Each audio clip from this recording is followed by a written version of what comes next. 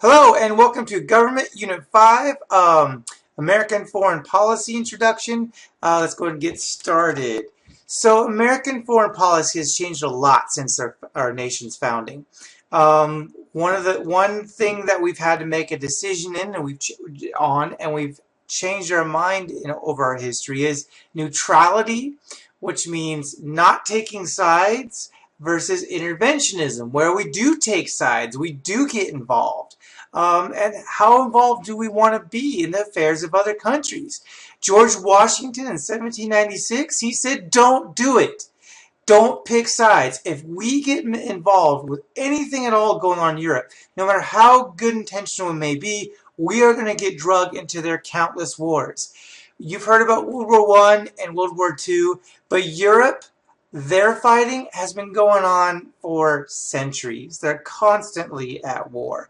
21st century so far has been the most peaceful century, although it's early, Europe has ever had.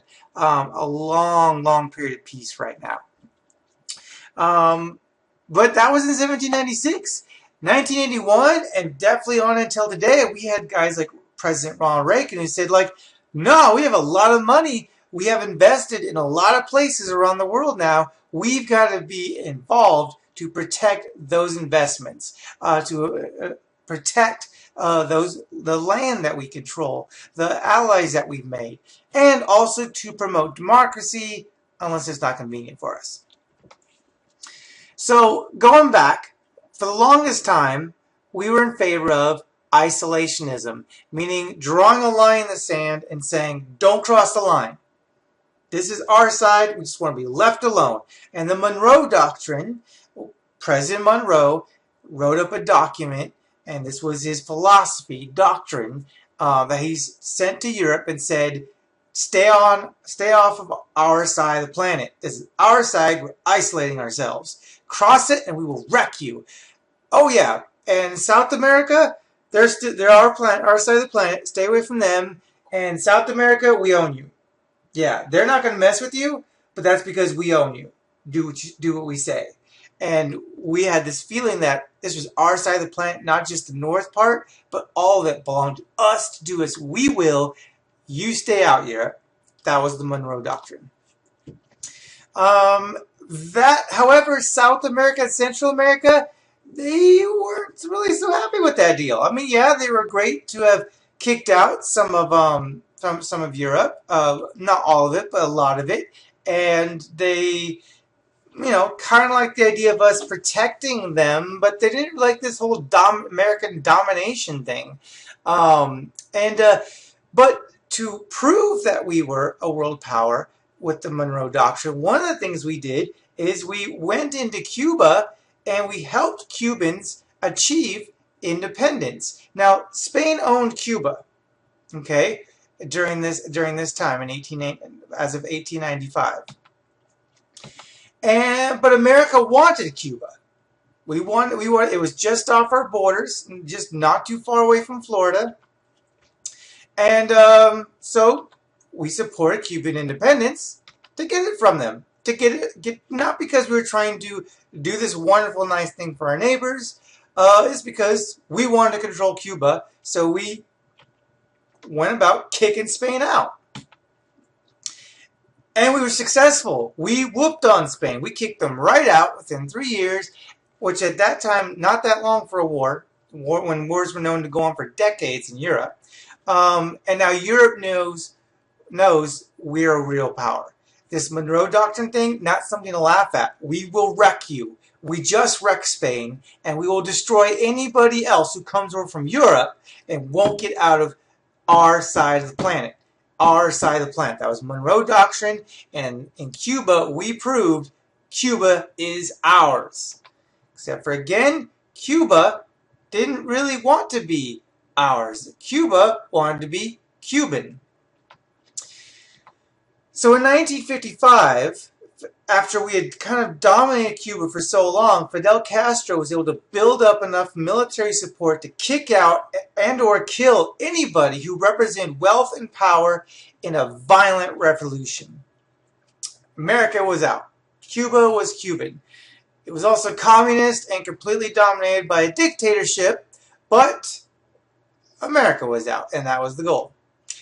And America tried and failed to assassinate them to recover their business interests in 1961, which made Cuba feel that they had to start to defend themselves. So they allied themselves with America's worst enemy in 1962, the Soviet Union, now known as Russia.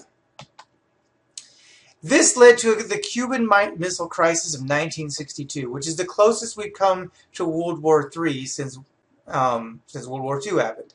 The Soviet Union used the friendship they had built with Fidel Castro in Cuba to get nuclear missiles from Russia to Cuba to then aim at America, saying, aha, you got missiles pointing at us, now we got missiles pointing at you.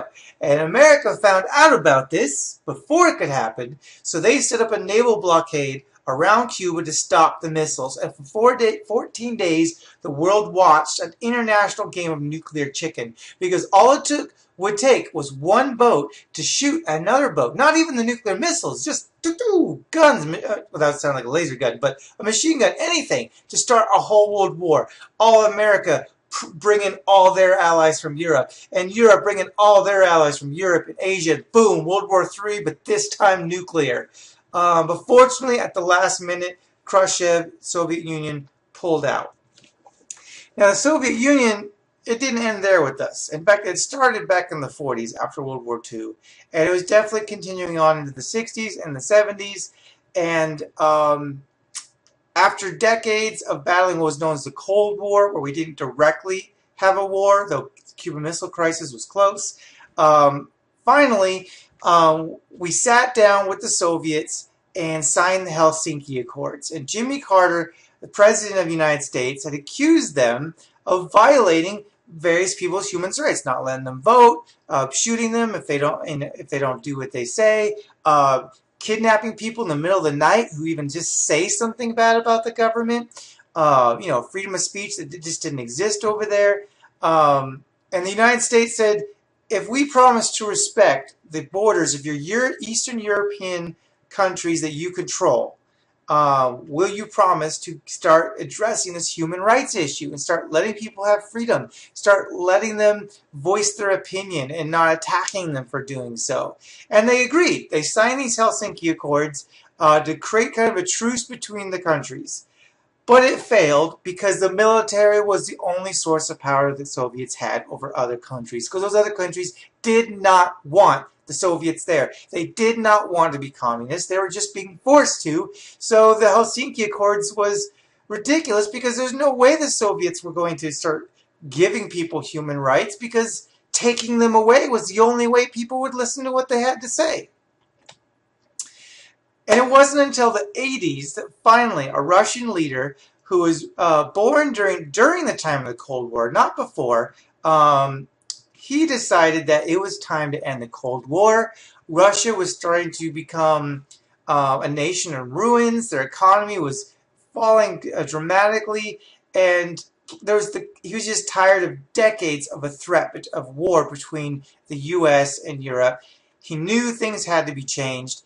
Glasnost, that was the word he used for his reforms of opening up to the world. Instead of closing off the communism and Russia, he opened it up and let other nations' thoughts and ideas and products come in, and exposure of ideas and knowledge, and this ended up leading to the breakdown of the Soviet Union. People finally were given that taste of freedom.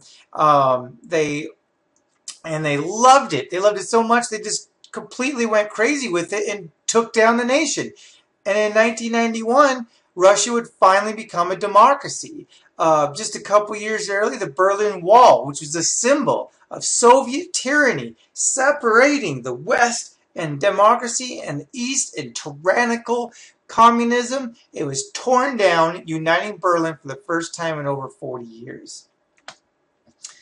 And that's it for now. No more Edmodo. Write one good question about anything all you saw or heard. I think that's on your worksheet. I'll see you in class.